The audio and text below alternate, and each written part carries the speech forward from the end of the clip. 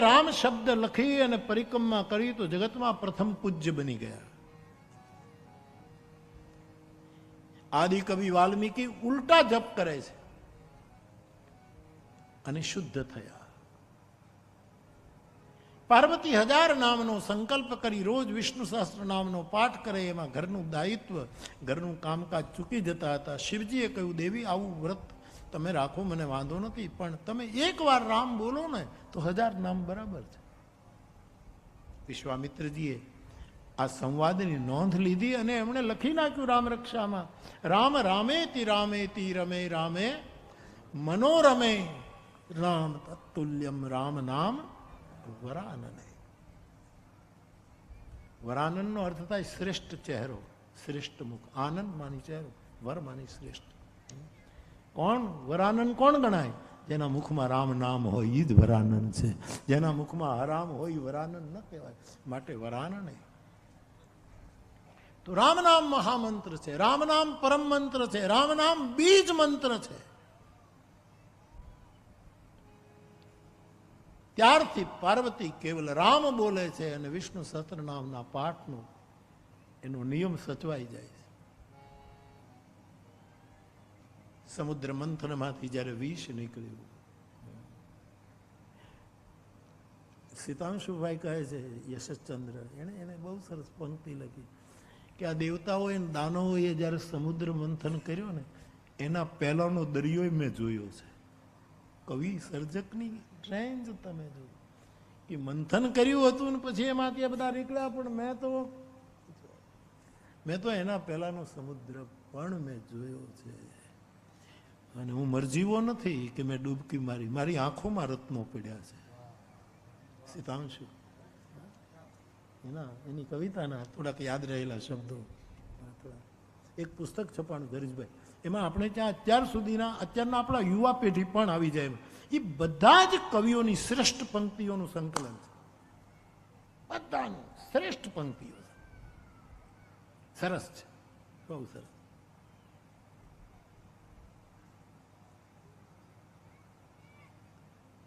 તો બાપ શિવજી જ્યારે સમુદ્ર મંથનમાંથી વિષ નીકળ્યું અને જ્યારે ઝેર પીવાનો વખત આવ્યો ત્યારે વિષ અને રામ આ બેને સાથે જોડ્યા. વિષ પ્લસ રામ, વિષ વત્તા રામ, એ રામને સાથે રાખીને વિષ પીધું અને સંધિ થઈ ગઈ વિષરામ. ભગવાન શિવને વિષનું પાન કરીને વિષરામ પ્રાપ્ત થયો, કારણ કે વિષ અને રામને એને જોડ્યા અને થયો વિષરામ.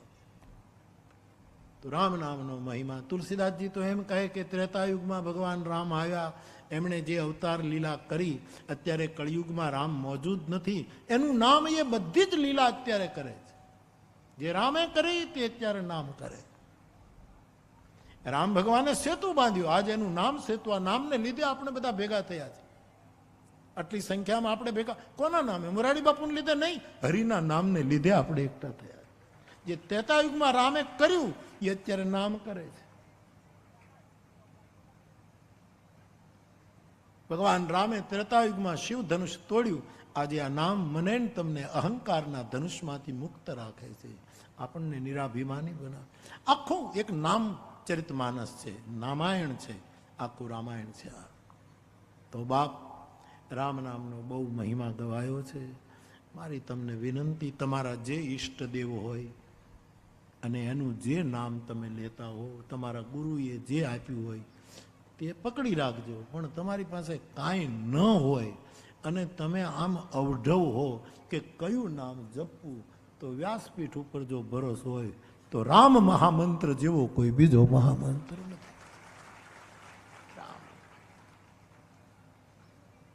વિનોબાજી છેવટે રામકૃષ્ણ હરિને બદલે કૃષ્ણ કાઢી નાખ્યું, હે ને? વિનોબાજીની સમાધિ વર્ધામાં તમે જાઓ પવનારમાં, તો ત્યાં શું લખ્યું છે? રામ હરિ રામ હરિ રામ. કૃષ્ણ કાઢી નાખ્યું. કોઈ પૂછ, આ તો રામકૃષ્ણ હરિ તો વારકરી સંપ્રદાયનો કેટલો મોટો મંત્ર. અને વિનોબાજી તો એ સંપ્રદાયના કેટલા મોટા નિષ્ણાત મહાપુરુષ. પણ રામકૃષ્ણ હરિને બદલે રામ હરિ રામ. એ પોતે કાગળ લખે તો છેલ્લે રામ હરિ કરીને વિનયાના પ્રણામ એમ લખી નાખતા હતા. રામ હરિ કૃષ્ણ રામ બધા એક જ છે ત્રણેય, પણ રામ શબ્દને હટાવ્યો નથી એણે. રામ હરિ રામ હરિ. આ બધા પંડાલમાં લખ્યું રામ કૃષ્ણ હરિ રામ. 1 મિનિટ.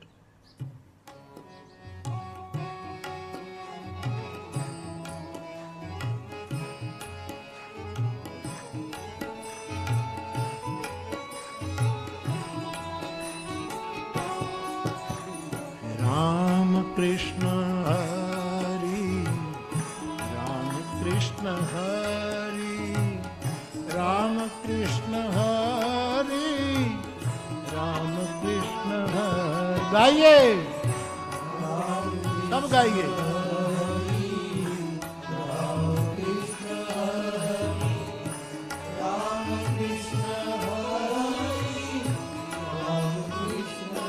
રામ સત્ય છે, કૃષ્ણ પ્રેમ છે અને હરિ કરુણા છે. સત્ય પ્રેમ કરુણા, સત્ય પ્રેમ કરુણા, સત્ય પ્રેમ કરુણા, સત્ય પ્રેમ કરુણા, સત્ય પ્રેમ કરુણા, સત્ય પ્રેમ કરુણા, સત્ય પ્રેમ કરુણા, સત્ય પ્રેમ. જય જય રામ કૃષ્ણ હરિ રામ કૃષ્ણ હરિ રામ કૃષ્ણ હરિ રામ કૃષ્ણ હરિ.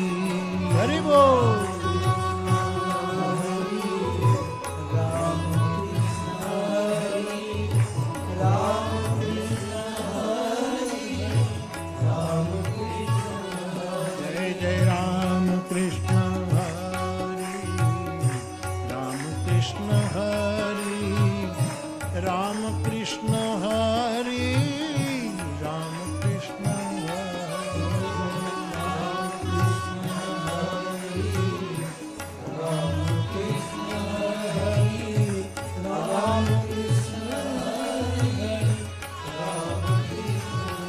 ગાંધી બાપુ વિનોબાજીના કાળમાં સમૂહ શ્રમ, સમૂહ ખેતી, સમૂહ ધ્યાન, સમૂહ કાતણ, સમૂહ પ્રાર્થના, સમૂહ સંકીર્તન, આ બધું જ એમણે સ્વીકાર્યું છે. તો 2 મિનિટ પંઢરપુરની યાત્રાએ નીકળ્યા હોય એવા ભાવથી રામ કૃષ્ણ હરિ રામ કૃષ્ણ હરિ રામ કૃષ્ણ હરિ રામ કૃષ્ણ હરિ.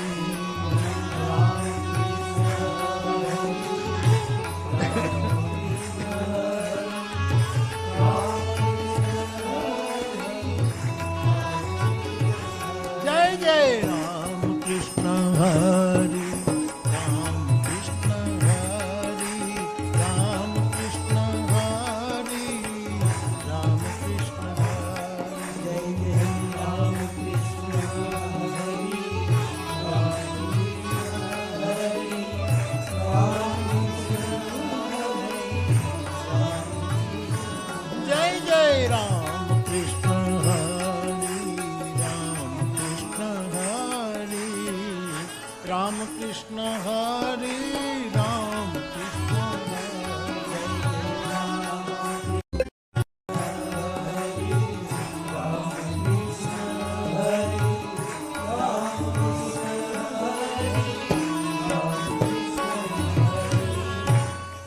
તો બાપ નામનો મહિમા. આપ સ્વતંત્ર છો. જે નામ આપને ગમતું હોય, ગુરુએ આપ્યું હોય, જે કંઈ બધાનો સ્વીકાર છે. પરંતુ એટલું તો સમજો કે રામ નામ એ આદિ અનાદિ મહામંત્ર છે, પરમ મંત્ર છે, બીજ મંત્ર છે. એમાં કોઈ પહેલું ન કરી શકે. તુલસીદાસજી આ બધા શબ્દોનો પ્રયોગ કર્યો છે. મંત્ર રાજ છે આ રામ નામ. તો મને આમે બોલવામાં બધું સરળ પડશે. રામ રામ રામ બોલો એટલે. ઘણા એમ પૂછે ને કે અમે તો કૃષ્ણને માનીએ છીએ, તો રામ બોલવામાં કે રામ બોલો એટલે રાનો રાધા થઈ જાય ને મનો મદન મોહન થઈ જાય, તમારું જળવાઈ રહેશે. રામ બોલો એટલે રા એટલે રાધા ને મ એટલે મદન મોહન. તમારે જો લેવું જ હોય, વાંધા જ ઊભા કરવા હોય તો પછી આમાં કાંઈ થાય નહીં. બાકી તો રામ શબ્દ બોલો એટલે રામાયણનો પાઠ થઈ જાય ને મહાભારતનો પાઠ થઈ જાય. રા એટલે રામાયણ, મ એટલે મા બાપ, બેયનો સ્વાધ્યાય થઈ જાય. હવે આટલો બધો મહિમા છે, પછી તમે શું કામ, તમને પવિત્ર થવાની બીક લાગે છે કે બોલીએ ને ક્યાંક પવિત્ર થઈ? કારણ કે ફાવી ગઈ છે અપવિત્રતા, કલુષ બહુ કોઠે પડી ગયા છે સાહેબ. નહીતર એક બાર રામાયણનું, રામનું નામ લેવાથી મારા ગોસ્વામી કે બાર એક નામ જપત જગ જેવું હોત તરન તારન નર. તુલસી તો એમ કે બગાસું ખાતા ખાતા તમે રામ લો, પાપ સમૂહ બળી જાય, બાપનો સમૂહ બળી જાય. આ રામ નામનો મહિમા. અને સાર આ કથાઓ તો હું આટલા વર્ષોથી કહું છું, તમે આટલા વર્ષોથી સાંભળો છો, તમે એના એને હું એનો કાંઈ ફરક પડ્યો ને.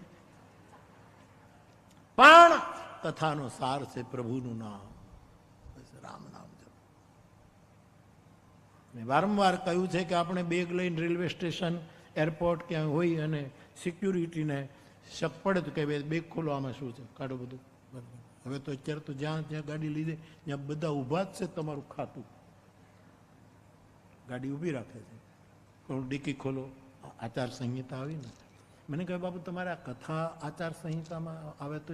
મેં કીધું અમારે 2 મહિનાની આચાર સંહિતા ન હોય, જન્મ જન્મની આચાર સંહિતા છે. જન્મ જન્મની આચાર સંહિતા.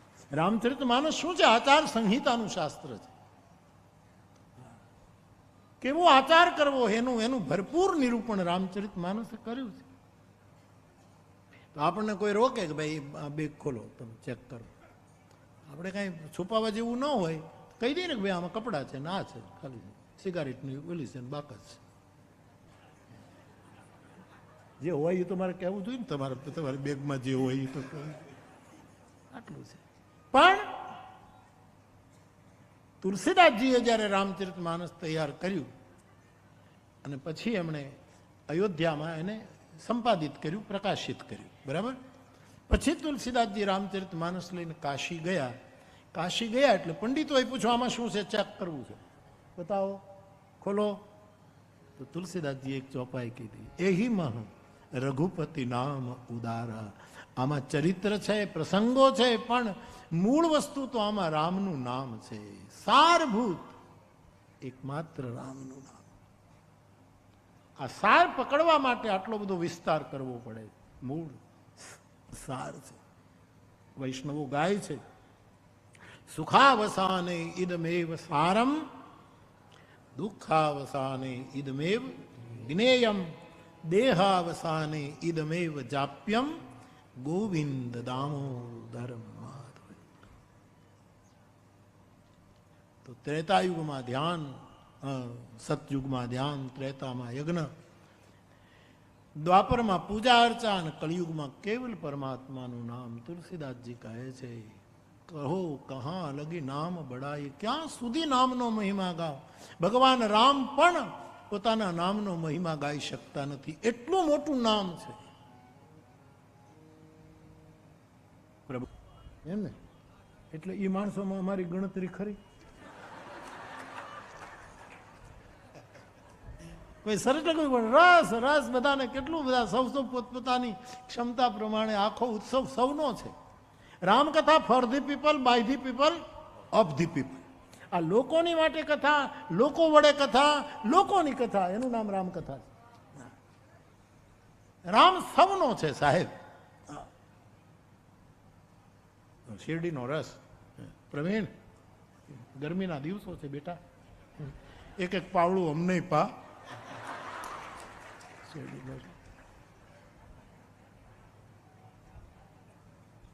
કાલે આમ સાંજે કથા પૂરી થઈ, મને ચા પીવાની ઈચ્છા થઈ. ચા તો હવે પીવી પડશે, અને ઉતારે પહોંચતા પહેલા તો હાવ ઢીલા થઈ જશું આપણે, એટલે પીંડીઓ કળવા માંડી છે. ચા તો વગર, જેમ નશાવાળાને જેમ નશો ન મળે નહીં, ચા પણ એક વ્યસન જ છે. ન પીતા હો તો નહીં પીતા, પણ હું પીવું છું એટલે મને કહેવાનો અધિકાર નથી. બાકી અંતે તો વ્યસન છે ચા પણ. વ્યસનનો અર્થ જ થાય દુઃખ. સંસ્કૃત વ્યસન માની દુઃખ, વ્યસન માની. એવમ પુલીના વ્યસના વિભૂતા ન નીતિ માર્ગમ પરિલંઘયમ. આવું સંસ્કૃત સુભાષિતકારો લખી ગયા. તો અમે ચા પીવા ગયા હતા, તો જૈન પરિવાર હતો બધો. તો કે બાપુ તમે અમારે આંગણે તમે, અરે કીધું ભાઈ અમારે ચા પીવી છે, કામે આવ્યા છીએ, એમને કઈ નથી. ચા મકા. આયરની બે દીકરીઓ હતી, એને તરત ચાય. બાબુ રોટલા? મેં કે રોટલા નહીં, મને લોટ માંગવાની ટેવ છે એક સાધુ તરીકે, મને લોટ આપી દે સાહેબ. મેં મારા પાત્રમાં લોટ લઈ લીધો. એ કે બાજરાનો હોય છે ને ઘઉંનો. મેં કીધું બે ભેગું કરી દે ને. ત્યાં રસ્તામાં એક જણો મળે, બાપુ જીરું લેતા જાઓ, જીરું. જીરુંનું પોટલું આપ્યું. મેં સંતરામને કીધું આ મિક્સ છે, ઘઉંનો બાજરાનો, એનો રોટલો બનાવ, અને એમાં આવતું જીરું નાખ. કાલે વાળું કર્યા તો જીરો વાળો રોટલો. એક બટકામાં ચાવીએ તો આપણને એમ થાય કે તો બાજરાનો છે, વળી બીજી દાઢમાં લઈ ક્યાં તો કે ઘઉંનો છે, ક્યાં ત્રીજું બટકું ભરી જતો આ તો જીરું નીકળ્યું. અરે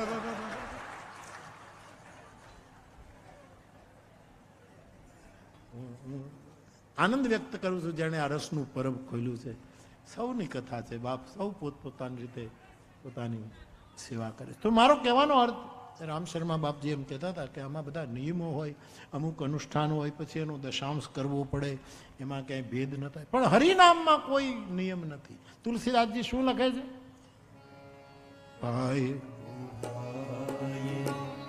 અનખ આલસ નામ જપત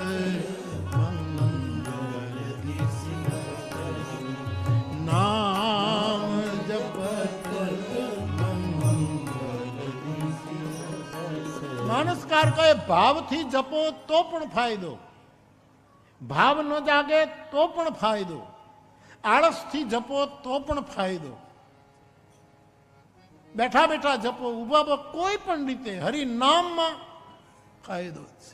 નામ જપત મંગળ દિશી દસ હું. નામ જપતા દશેય દિશાઓમાં મંગળ વ્યાપે છે, એવો નામનો મહિમા ગોસ્વામીજીએ રામચરિત માનસમાં ગાયો. તેથી હરિનામ લેવું આ કળિયુગનો મંત્ર છે. કથામાં બધું ભૂલાઈ જાય, સ્વાભાવિક. ઘણું કહેવાતું હોય એ બધું ભૂલાય પણ જતું હોય, પણ રામ નામ જો યાદ રહી જાય તો બેડો પાર છે. માટે 1-2 મિનિટ રામ નામનું સંકીર્તન કરી લઈએ, અને પછી પ્રથમ કહા મેં શિવચરિત્ર. શિવચરિત્રમાં જેટલો સમય આપણે છે એટલા સમયમાં આગળ વધીએ, પણ ભાવથી ભીતરથી બધા જ. આ કચ્છમાં સૂર બહુ સરસ છે. કચ્છવાળા સૂરના પાકા છે, તાલના પાકા છે, શબ્દના પાકા છે. સંતવાણી જેટલી અહીંયા પોખાય છે એટલી બીજે બહુ ઓછી પોખાય. રહેવા જેવો પ્રદેશ છે નહીં? હજી 7 દિવસ રહેવું છે. હા, 7 દિવસ રહેવું, પછી તો કર ભૈરવી કર. વેલજીભાઈની ભૈરવી.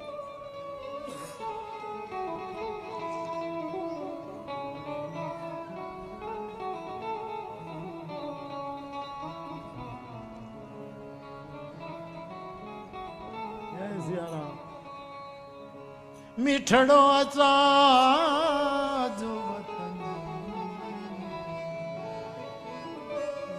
મીઠડો આચાજો વતન કે માતૃભૂમિ.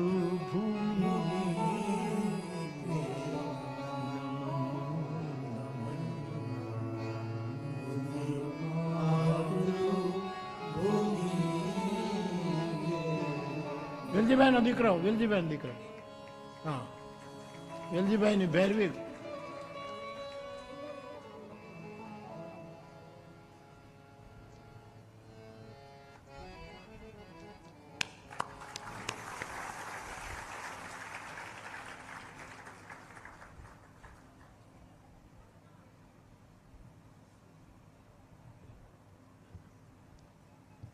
જે સુર લેવો હોય.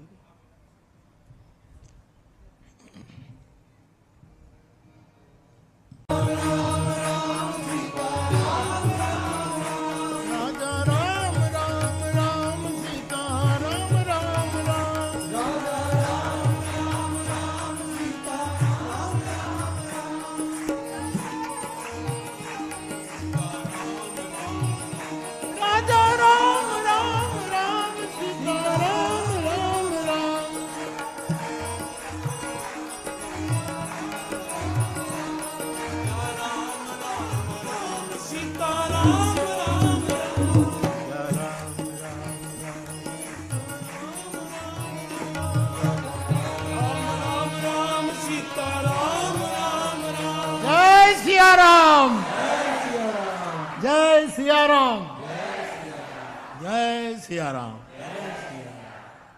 તો બાપ, આપણો સંવાદ ચાલતો હતો કે પ્રભુનું નામ એ તમામ શાસ્ત્રનો સારભૂત તત્વ ગણાયું છે. એમાં તુલસીદાસજીએ બહુ જ છૂટ આપી કે ભાવ અભાવ કોઈ પણ રીતે માણસ નામનો આશ્રય કરે તો રામ નામમાં તમામ નામો સમાહિત છે, આદિ અનાદિ. એ પરમ તત્વ રામ નામ છે, એનો મહિમા ગાયો. અને પછી તુલસીદાસજીએ પોતાની કથાનો થોડોક ઇતિહાસ બતાવ્યો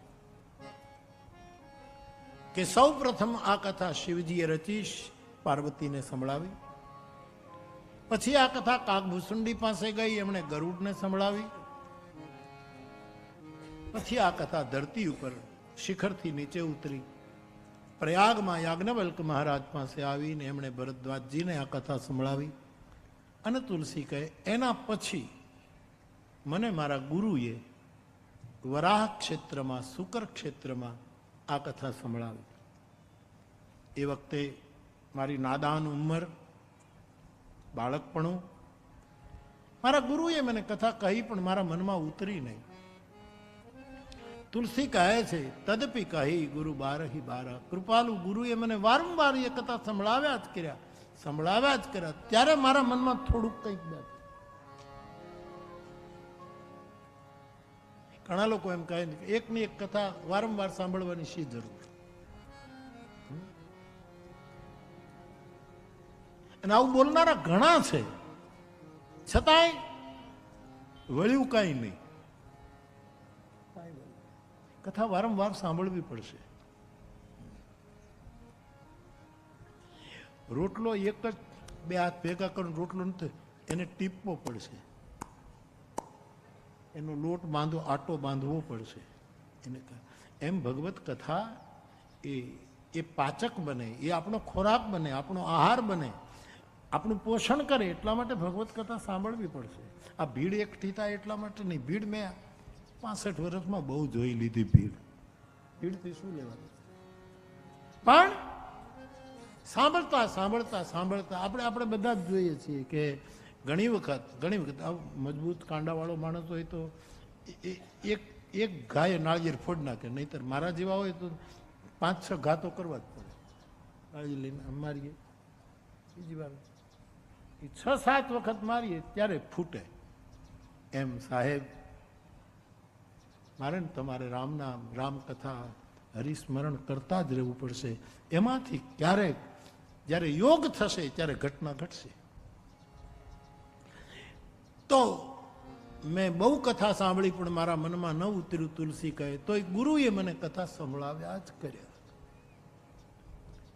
ત્યારે મારા મનમાં થોડીક કથા બેઠી અને પછી મેં નિર્ણય કર્યો કે હું આને ભાષાબદ્ધ કરું, એક પ્રબંધ કાવ્યના રૂપમાં હું એને જગતની સામે એને સંપાદિત કરું. 1631ની સાલ હતી સાહેબ. અત્યારે 2000 ને કેટલામી સાલ છે? ઈસુનું કેટલું વર્ષ? 2080 કે 2019? નિલેશ તું તો કે 80. 1631ની સાલ